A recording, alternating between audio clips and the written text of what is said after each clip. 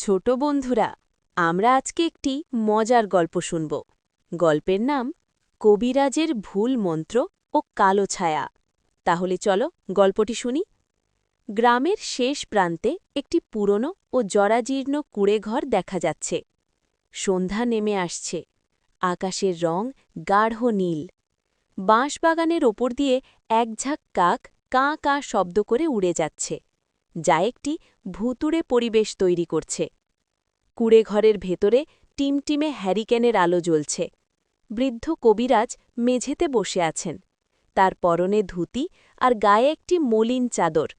সামনে নানা রকম শিকড় বাঁকড় আর মাটির পাত্র ছড়ানো ছিটিয়ে আছে। কবিরাজের কপালে চিন্তার ভাঁজ। তিনি একটি অনেক পুরনো ও ছেঁড়া পুঁথি উল্টেপাল্টে দেখছেন। পুঁথিটা এতটাই পুরনো যে পাতাগুলো হলদে হয়ে গেছে এবং কিছু জায়গা পোকায় খাওয়া। তিনি বিড়বিড় করে কিছু খুঁজছেন। ঘরের এক কোণে একজন গ্রাম্য লোক ভয়ে জুবুথুবু হয়ে বসে আছে। তার গায়ে জ্বর, সে কাঁপছে আর বড় বড় চোখে কবিরাজের দিকে তাকিয়ে আছে।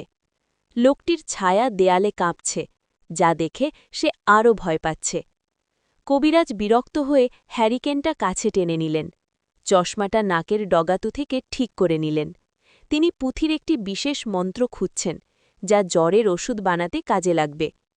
হঠাৎ কবিরাজ একটি পাতা খুঁজে পেলেন, কিন্তু পাতাটি অর্ধেক ছেঁড়া। তিনি অধৈর্য হয়ে সেই ছেঁড়া পাতার মন্ত্রটি পড়ার সিদ্ধান্ত নিলেন। তার মুখে আত্মবিশ্বাসের অভাব, কিন্তু ভাবভঙ্গি বিজ্ঞের মতো। কবিরাজ একটি মাটির সরায় কিছু শুকনো পাতা ও পাউডার দিলেন। দিয়াশলায় জ্বালিয়ে তাতে আগুন দিলেন। ধোঁয়া উঠতে শুরু করল, কিন্তু ধোঁয়ার রং সাধারণ সাদা না হয়ে হালকা বেগুনি হতে লাগল। কবিরাজ মন্ত্র পড়া শুরু করলেন, কিন্তু ভুল উচ্চারণে। ওং হ্রিং ক্রিং বলতে গিয়ে তিনি তোতলামি করে ওং রিং টিং বলে ফেললেন। মন্ত্র পড়ার সাথে সাথে বাইরের বাতাস হঠাৎ বন্ধ হয়ে গেল। ঘরের ভেতরের হ্যারিকেনের শিখাটা দপ করে নিভে গিয়ে আবার জ্বলে উঠল, কিন্তু এবার আগুনের রং নীলচে হয়ে গেল। ঘরের ছায়াগুলো অদ্ভুতভাবে লম্বা হতে শুরু করল। মাটির সরা থেকে যে ধোঁয়া উঠছিল তা ক্রমশ ঘন কালো আকার ধারণ করল। ধোঁয়াটি কুণ্ডলি পাকিয়ে ঘরের চালের দিকে উঠতে লাগল এবং একটি অদ্ভুত গড়ন নিতে শুরু করল। কবিরাজ চোখ বন্ধ করে মন্ত্র পড়েই যাচ্ছেন। তিনি খেয়ালই করলেন না যে তার সামনের ধোঁয়াটি একটি বিশাল কালো ছায়ামূর্তিতে পরিণত হয়েছে। ছায়াটির দুটো জলজলে লাল চোখ ফুটে উঠল। বসা রোগীটি ভয়ে চিৎকার করতে চাইল, কিন্তু তার গলা দিয়ে কোনো শব্দ বের হল না। সে শুধু হাত দিয়ে ইশারা করে কবিরাজকে সাবধান করার চেষ্টা করল। কালো ছায়াটি ধীরে ধীরে নিচে নেমে আসল এবং কবিরাজের ঠিক পেছনে গিয়ে দাঁড়াল। ছায়াটি কবিরাজের নকল করে হাত পা নাড়াতে লাগল, যেন তাকে ব্যঙ্গ করছে। কবিরাজ মন্ত্র পড়া শেষ করে চোখ খুললেন। তিনি ভাবলেন সব ঠিক হয়ে গেছে। তিনি রোগীর দিকে তাকিয়ে হাসলেন, কিন্তু দেখলেন রোগীটি জ্ঞান হারিয়ে মাটিতে পড়ে গেছে। কবিরাজ অবাক হয়ে ভাবলেন, আমার মন্ত্র কি এতই শক্তিশালী? তিনি নিজের পিঠ চাপড়াতে গেলেন।